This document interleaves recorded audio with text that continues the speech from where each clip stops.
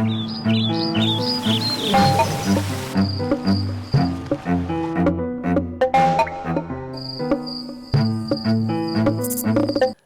is an emotive issue, and any attempts to dispossess someone of land is often met with strong resistance, while land ownership is treasured. But in Nakasongola district, there is a silent land grabber, and it's not human beings. It is desertification. Nakasongola was once a green belt with huge acreage of grasslands where many pastoralists grazed their large herds of cattle. But over the years, this has changed, and the dry condition seems to be getting worse by the day.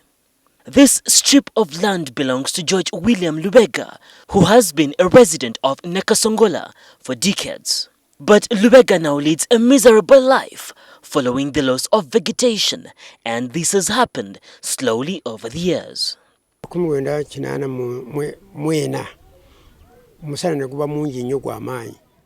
It was around 1984. We had a lot of sunshine and the grass just started drying up till today.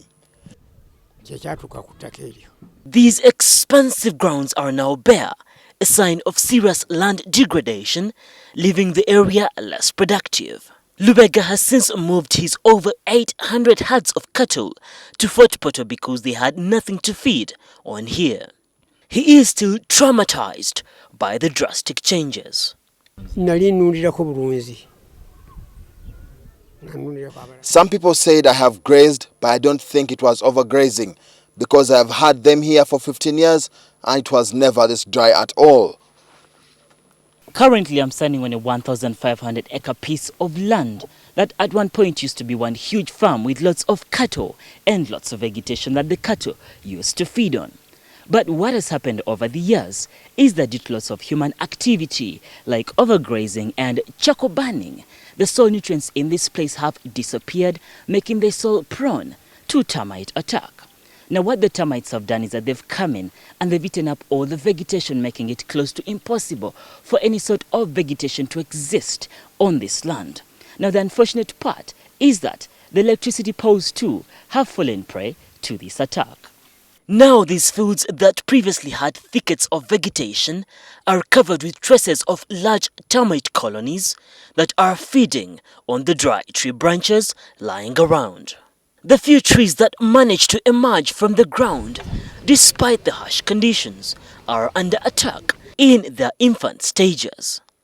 There's something, the ecosystem has been disturbed in that we have lost humus in the soil, and you know that termites thrive well where humus is thriving well. So in this case, it has increased the termite activity to any living vegetation or organic content which they come across. As a result, all the indigenous tree species like Comboretum and Albizia have disappeared, leaving only a few that are being weeded out now by the ever-increasing acacia that has taken up the place due to its adaptability to harsh conditions. Acacia can withstand such an environment because it has several adaptive features. One, it can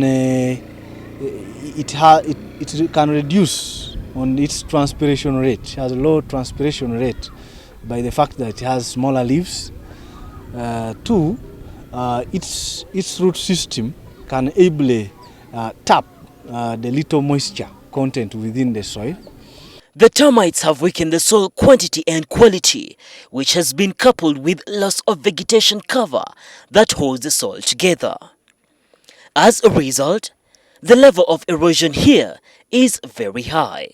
The soils have been carried down to water points or valley points, and in the result is that a lot of rocks have been left exposed. They have been exposed, and that's why you find nothing can remain if it rains. With any running water takes everything away.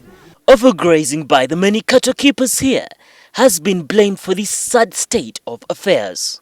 Many families here double their herds each year, leading to thousands of animals over a decade, turning nature into a 4- and making thousands homeless.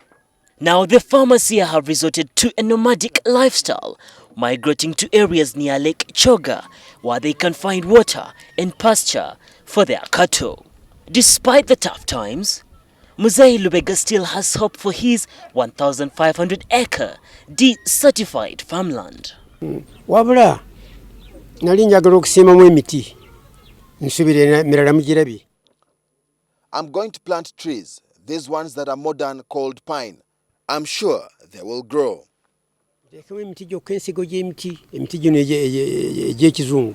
Nakasongola district officials are still trying to find a solution to the problem as they carry out more research after failed termite pesticide interventions. They are now trying to apply short-term interventions to minimize the effects of the termites. We have advised landowners on the carrying stock, on the carrying capacity of the land. We have also advised them to reduce on the livestock numbers by having few which are more productive. But also we are encouraging people to plant more trees. Restoration of the degraded areas will take time, but in the meantime, farmers are planning to give up the land for wildlife conservation purposes and industrial purposes. A number of wildlife animals have moved to settle here. Craig Kadoda, NTV, Ecotalk.